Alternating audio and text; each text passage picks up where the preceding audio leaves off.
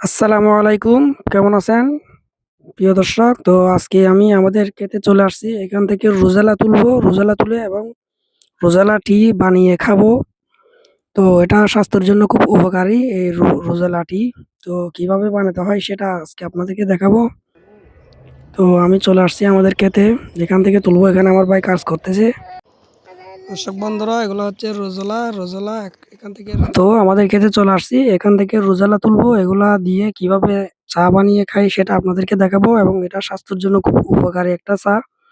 তো এখানে অলরেডি আমার ছেলে চলে আসছে, নাজমুল।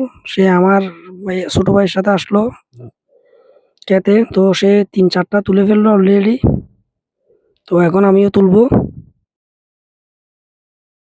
তো আমার ছেলে খুব খুশি এগুলা তুলে।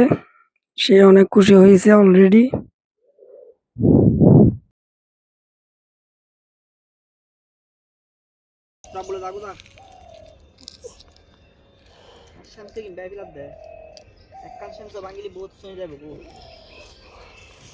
তো আমি তুলছি।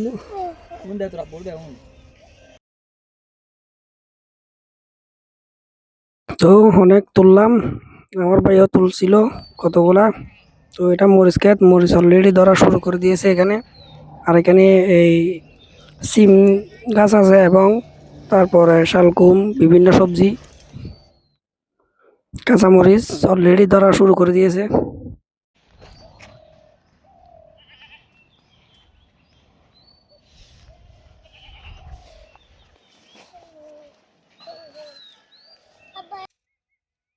তো এখানে টমেটো চাষ করা হয়েছে আমাদের খাওয়ার জন্য, সবকিছু বিক্রি করার জন্য নয়। বেগুনও দেওয়া হয়েছে।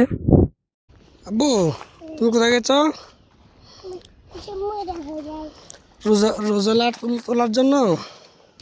রোজালা তোলার জন্য আমার আব্বু আর আমি রোজালা। তো বাসায় এসে অলরেডি একটা বাটির মধ্যে ধুয়ে এগুলা নিয়েছি ৫-৬টা।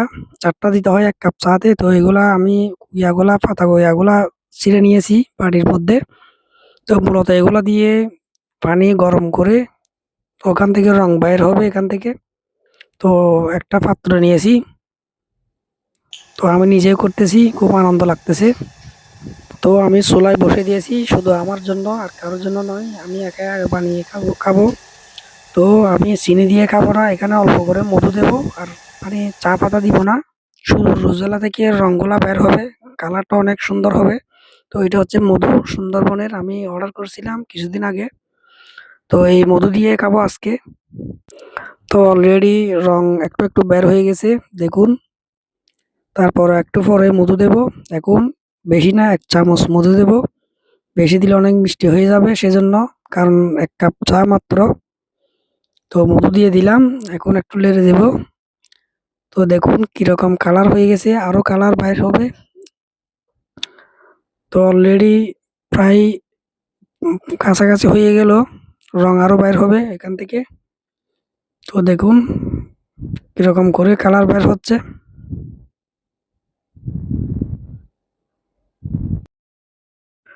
তো চা শেষ অলরেডি। তো এখন আমি এই পাতাগুলা ছাঁকি নেব একটু।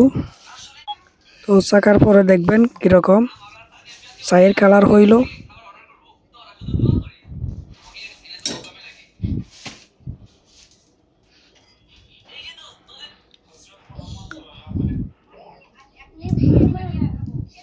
তো দেখুন চায়ের কালার কিরকম, মাশাআল্লাহ, খুব ভালো লাগলো।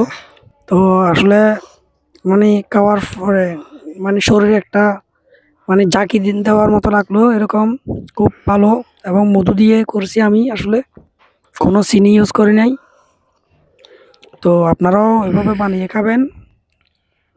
ধন্যবাদ সবাইকে। আজকের মতো এই পর্যন্ত। আমার চ্যানেলটা সাবস্ক্রাইব করুন, লাইক, কমেন্ট, শেয়ার করুন। আসসালামু আলাইকুম ওয়া রাহমাতুল্লাহ।